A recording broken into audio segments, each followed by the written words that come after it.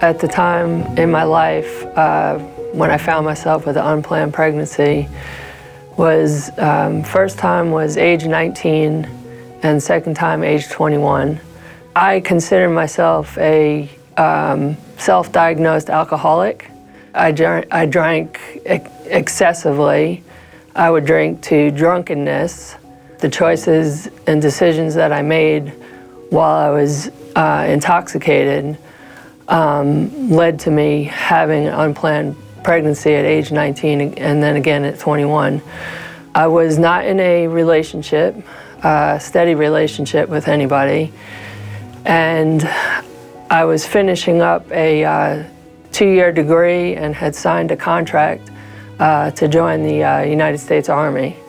So in my mind, I was in no position to, one, raise a child, ill-equipped to raise a child. I couldn't, there was no father. I was not married, and I had my whole life ahead of me, and a child was not what my plan, were in the plans at the time. A good friend of mine, a best friend of mine, had found herself in a same situation, and I knew that she had gotten an abortion. I went to her and asked her about the abortion and, how to go about doing that. And she essentially, told me where to go. I did just that. I went to the abortion clinic, and I don't really have any true recollection or memory of either abortions in that respect. I don't recall the procedure. I thought, this was a one-time deal to give me a clean slate, and unfortunately I did not change my ways. I continued to drink and have reckless sexual relations, and I found myself once again pregnant at age 21. And the same thoughts were going through my mind, that I was not able to raise a child. But I continued on drinking and living my life very recklessly. And I did that all while being on active duty Army, stationed over in Korea. I found myself in some very bad situations there in the Army, and some of the incidents that occurred while I was in the Army was I was raped by another soldier in my unit. That was very hard, and that really made my drinking worse.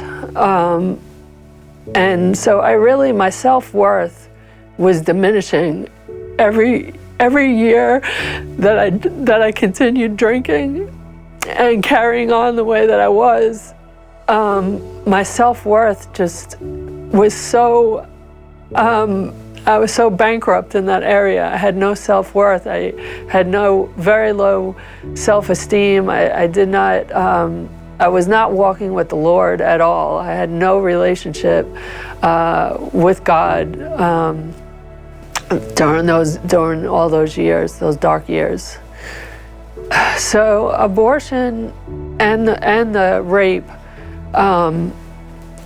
became very deep, dark secrets for me. I locked them away for years.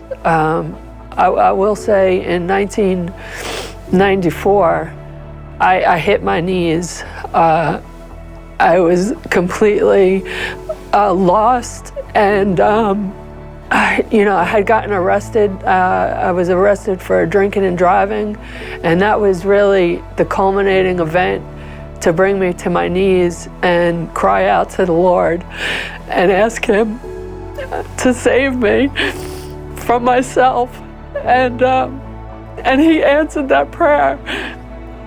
Within that first year, the desire to drink was completely lifted from me. And I drank from age 12 all the way to 25. And within that first year of hitting my knees and asking the Lord to please save me, begging the Lord to please save me, that desire to drink was completely lifted. And the following years, my mind started to clear up, and I started having clarity in life, and I started to see the path that the Lord wanted me to follow.